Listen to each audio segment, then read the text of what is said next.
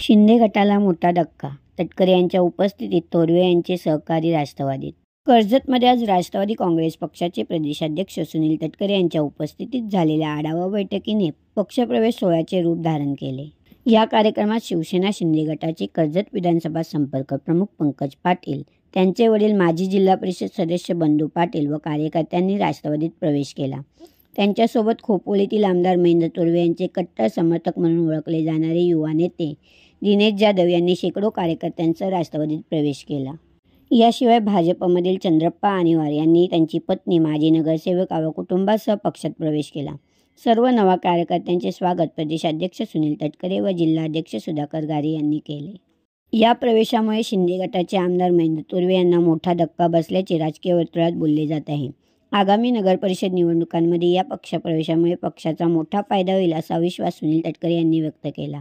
कर्जत मतदारसंघातील माथेरान, कर्जत आणि खोपोली या 3 नगरपालिकांपैकी माथेरान आणि कर्जत या नगराध्यक्षपदाचे उमेदवार जाहीर केले आहेत। खोपोली नगराध्यक्षाचे उमेदवार 2 दिवसात जाहीर करू असे यावेळी सुनील तटकरे म्हणाले।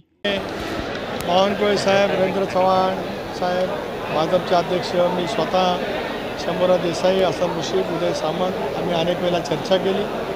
माननीय मुख्यमंत्री, दोन्ही उपमुख्यमंत्री यांच्याजवळ सुद्धा चर्चा झाली।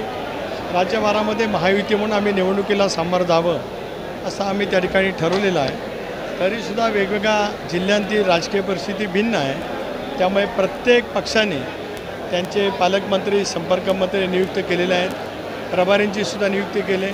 त्यामुळे त्यांचा आढावा घेण्यासाठी भारतीय जनता पक्षाने सूचना दिल्यात, शिंदेसाहेबांनी सुद्धा सूचना दिल्यात, आम्ही सूचना दिल्यात। आता अर्ज भरण्याची प्रक्रिया सुरू आहे।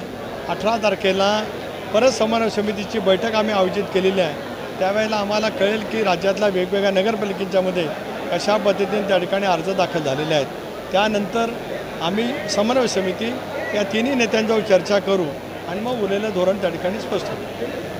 कर्जत आणि माथेरानचे नगराध्यक्ष पदाचे उमेदवार जाहीर झाले, खोपोलीचे कधी होतील? एक आज उद्या 2 दिवसामध्ये होतील, नक्कीच होतील। कारण आता आम्हाला याची जाणीव आहे की 17 तारखेच्या आत आम्हाला उमेदवार जाहीर करावे लागतील, कारण 17 तारखेला अर्ज भरण्याची 3 वाजेपर्यंतची शेवटची वेळ आहे आणि त्याच्यामुळे 1-2 दिवसात या संदर्भातला निर्णय त्या ठिकाणी होईल। आज पक्षप्रवेश झालेले, ताकद वाढते का पक्षाची? काय प्रचंड प्रमाणावरती अभूतपूर्व ताकद वाढते आहे। मगाशी उल्लेख केला, मुरली उर्फ बंधू पाटील गेले 45 वर्ष आम्ही युवक असताना राजकारणामध्ये सुरुवात केली। त्याच्या अगोदरपासून प्रत्येकाने आपापल्या घरामध्ये समाजकारण, राजकारण पाहिलेलं असेल। बंधू असतील किंवा अनेक सहकाऱ्यांचा आज पक्षप्रवेश पक्षाची ताकद वाढवणार तर आहेच, पण अनुभव संपन्न नेते आल्यामुळेच पक्षाची उद्याची भवितव्यातील वैचारिक वाटचाल याला एक चांगल्यापैकी दिशा मिळणार। साहेब, आपल्यासोबत युतीमध्ये उबटाला सोबत आघाडी करताय काय? आपण महाराष्ट्रामध्ये नाही आहे, पण आपण रायगड जिल्ह्याच्या पातळीवरती उबटासोबत आपली नाही, माझ्या पातळीवरती या संदर्भात काही चर्चा नाही। तिन्ही पक्षाच्या नेत्यांनी स्थानिक पातळीवरती युती करण्याच्या संदर्भात, आघाडी करण्याच्या संदर्भात स्थानिक नेतृत्वाला अधिकार दिलेले आहे। त्याचं अवलोकन मी मगाशीच आपल्याला नमूद केल्याप्रमाणे 18 तारखेच्या समन्वय समितीच्या बैठकीमध्ये आम्ही त्या ठिकाणी घेऊ।